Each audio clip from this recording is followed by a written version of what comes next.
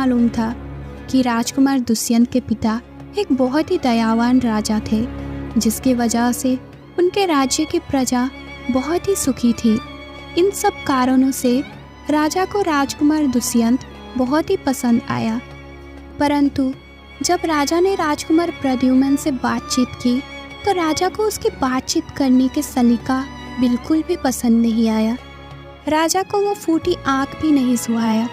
राजा समझ गया कि वो एक घमंडी और चापलूस किस्म का इंसान है। महारानी को भी राजकुमार दुष्यंत ही बहुत पसंद आया और वो सीधा राजकुमारी के पास गई और कहने लगी,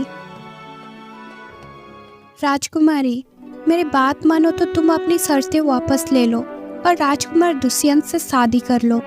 ऐसा राजकुमार तो किस्मत वालों को ही मिलता है। सोचो, अगर मगरमच्छ ने उसको खा लिया तो बहुत ही बुरा होगा।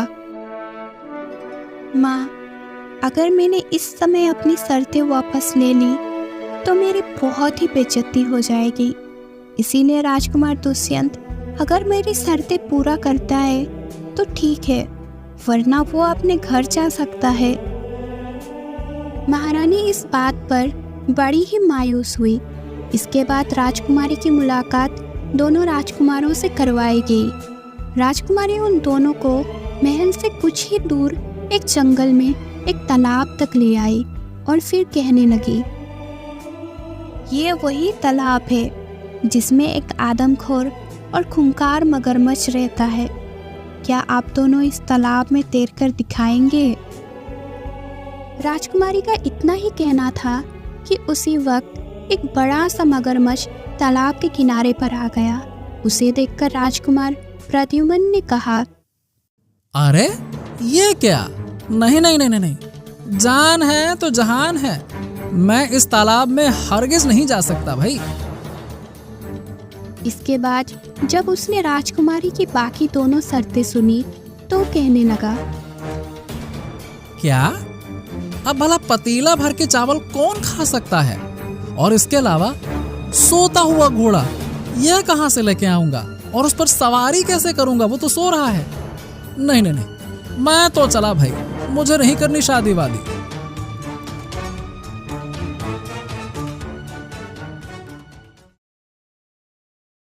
राजकुमारी जी, मैं कल आपको इस तालाब में तैर कर दिखाऊंगा।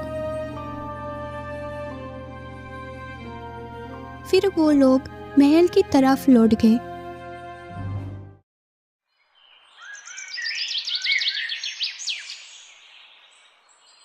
अगले दिन सुबह राजकुमारी और राजकुमार एक बार फिर से उस तालाब पर जा पहुंचे।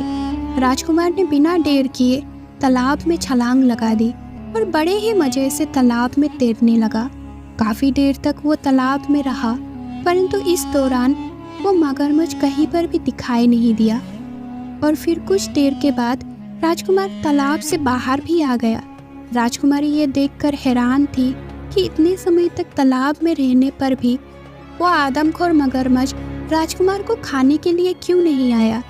जब राजकुमार ने राजकुमारी के चेहरे पर परेशानी देखी तो कहने लगा, हाँ तो राजकुमारी जी, लीजिए, मैंने आपकी शर्त पूरी कर दी और अब आप शायद ये बात सोचकर हैरान हैं कि मुझे खाने के लिए मगरमच्छ क्यों नहीं आया, है ना?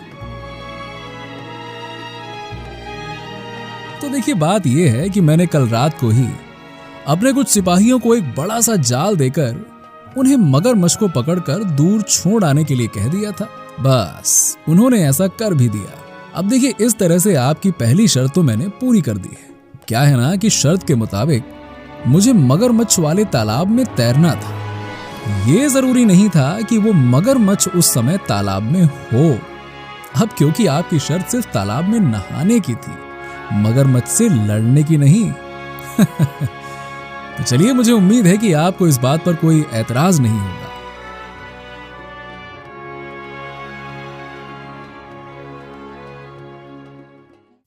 बिल्कुल ठीक राजकुमार दुष्यंत, आपने मेरी शर्त पूरी कर दी है, क्योंकि मेरी शर्त यही थी कि आप तालाब में तैर कर दिखाएं।